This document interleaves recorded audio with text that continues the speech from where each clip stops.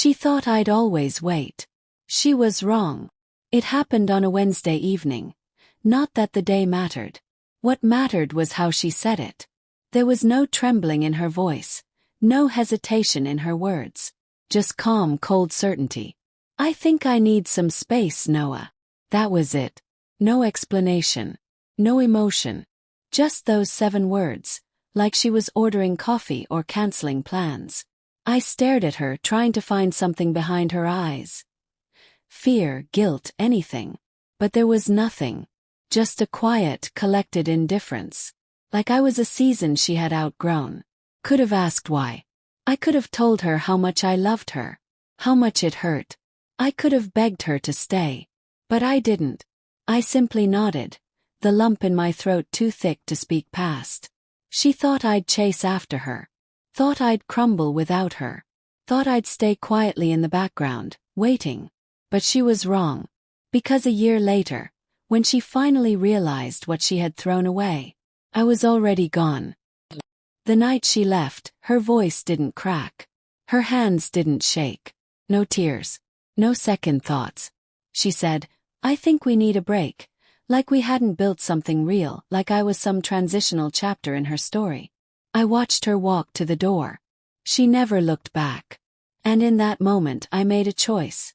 I wouldn't beg for someone who didn't see my value. I wouldn't fight for a love that died quietly in her hands. So I disappeared. No long text. No desperate calls. No checking her socials. I erased her from my life the same way she had erased me from hers. For the next 12 months, I rebuilt myself from the inside out. Hit the gym. Took trips. Reconnected with old friends. Started my own business. I became the man I had always wanted to be. Not for her but for me. I became someone even I barely recognized. Meanwhile, she thought I was still frozen in time, right where she left me, waiting for her to return. But life doesn't work that way. At first, she didn't notice I was gone. She had someone else, the guy she left me for. The so-called upgrade. Maybe he made her laugh at first. Maybe he promised excitement. But as the months dragged on, the honeymoon wore off. The butterflies faded. Reality set in. And that's when the guilt started whispering. The what-ifs. The I shouldn't have. The was it worth it. She had gambled our love and lost.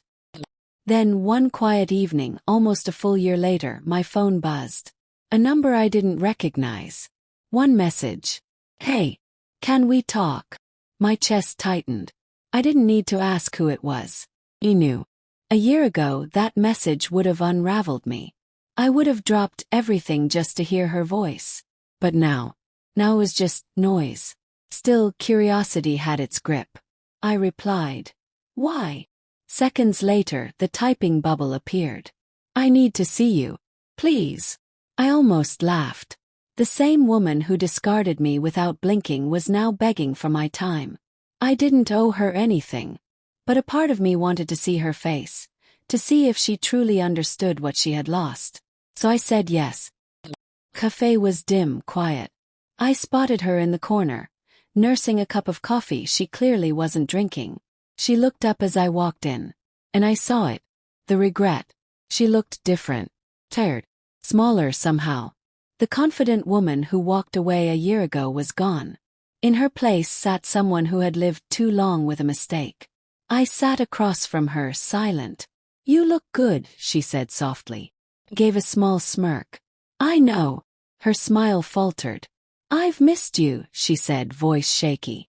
I think about you every single day. I leaned back, arms crossed. Really? Because when you left, it looked like you couldn't care less. She flinched, tears welling.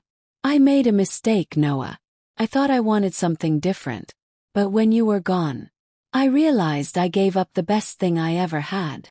She reached across the table, her fingers trembling. Please, she whispered. Tell me there's still a chance. For the first time I smiled, not from joy but from clarity. She wasn't here because of love. She was here because of regret. And I had none left to give. I leaned forward, my voice steady. You thought I'd always be here. Her breath hitched. She nodded slowly. I know. That's the problem, I said.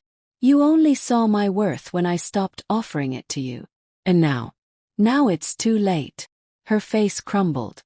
She opened her mouth to plead again, but I was already standing. I pulled a few bills from my wallet and laid them on the table. Take care of yourself. And then, just like she had done a year ago, I walked away.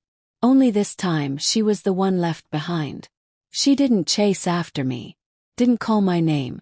She just sat there, watching me leave for the second and final time. The cold air outside hit my face like a rush of freedom. For the longest time, I had wondered what I'd say if I ever saw her again. Turns out, I didn't need to say much at all. Because sometimes the most powerful thing you can do isn't yell. Isn't argue. Isn't prove a point. Sometimes the best closure is no closure, just moving on. And as I walked into my new life, I knew one thing. She would spend the rest of hers regretting the day she let me go. Final message to the audience. If someone pushes you away, don't chase them. If they don't recognize your value, don't waste time proving it. Because one day, maybe in a month, a year or longer, they will realize what they lost. And when they do, you'll already be too far gone.